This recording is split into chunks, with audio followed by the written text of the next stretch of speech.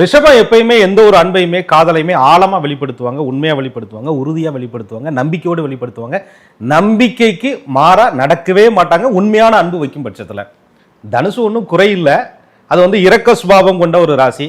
ஆனா நீ வச்ச நம்பிக்கை எவ்வளவு, காதல் எவ்வளவுங்கிற ஆழம் பார்க்கக்கூடிய ஒரு ராசி. நம்மளால என்ன பண்ணுவாங்கன்னு கேட்டீங்கன்னா ஆழம் எவ்வளவுன்னு எட்டி பார்ப்பாங்க. ஆக இந்த ஆழம் பார்க்குறேங்கிற பேர்ல இந்த ரிஷபராசியை தனுசு ராசிக்காரர்கள் சில நேரங்களில் சோதிக்கும் பொழுது ரிஷபராசிக்காரர்கள் அதையெல்லாம் பொருட்படுத்தாம அந்த அன்புல குறை இல்லாம காமிச்சுக்கிட்டே இருக்கிற அந்த ஒரு சூழ்நிலைங்கிறது ஒரு கட்டத்துல தனுசு ராசிக்காரர்கள் அந்த ரிஷபராசிக்காரர்களை விட்டு விலகவே முடியல.